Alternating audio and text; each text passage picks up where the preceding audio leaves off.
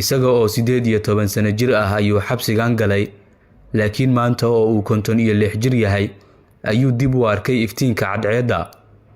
ninkan odayga ah oo lagu magacaabo Osama Bashir al-Batayni waxa uu la cajabsan yahay wax kasta oo aad adigu caadi u aragto, maxaa yeelay 40 sano ayuu ku jiray god mugdi ah oo dhulka hoostiisa ah oo uu ku ilaaway kaligii taliskii qoyskii reer Asad ee Suuriya.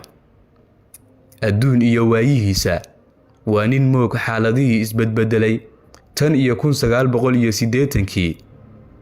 muuqaalkiisa isaga oo 18 sano jir ah iyo maanta ayaa isku hor yaal qoyskiisa oo dib uu ula midoobay. ninkan odayga ah waxa uu u dhashay waddanka Jordan, isaga oo 18 sano jira ayaa la waayay meel uu jaan iyo cirib dhigay. waa sanadihii 80maadkii. qoyskiisu waxay ogaayeen kaliya in uu ku sugan yahay Suuriya, laakiin nolol iyo geeri dib dambe uma aysan arkin wixii xilligaasi ka dambeeyay. iyadoo loo tiriyay in uu geeriyooday waa hore ayaa mar qura la helay markii la faagay xabsiyada dhulka hoose ku yaala ee rajiimkii Bashar al-Asad. Osama Bashir al-Batayni 38 sano kadib, isaga oo aan miir qabin oo maskaxdiisu ay isku dhex yaacday, isaga oo aan awoodin socodka, isaga oo aan kala saari karin ragga iyo dumarka, iskaba daa in uu garto waalidkiisa, waxa uu dib u arkay adduunkii ka lumay 18 jirkiisii.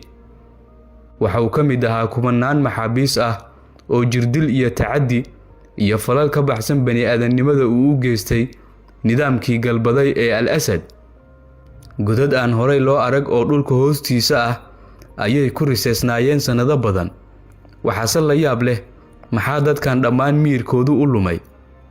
dad naafa ah, kuwa dhaawac ah iyo qaar fadhiyada ku qalalay oo geeriyooday waa intii la arkay markii loogu tagay xabsiyada, laakiin mid kasta oo ka mid ah waxay ka sinaayeen in miirka uu ka maqan yahay. nasiib darro, muuqaalo naxdin leh oo aan helnay halkan idinkulama wadaagi karno. riditaanka rajiimkii Bashar al-Asad waxay shacabka Suuriya uga dhigneed waa cusub iyo inay dib u dhasheen mar kale. dabaaldegyadii bilowday ilaa iyo axadii la soo dhaafay ayaa Dimashq ka socda imika. haddii ummaddu ay ku nacdo sidan oo kale, xataa ciidda ayaa ku nici doontaa. waxa uu barakiciyo shacabka Suuriya oo ilaa Soomaaliya qaxooti ku ah. maanta isaga iyo qoyskiisu waa qaxooti aan cagta saari karin caradii ay ku dhasheen.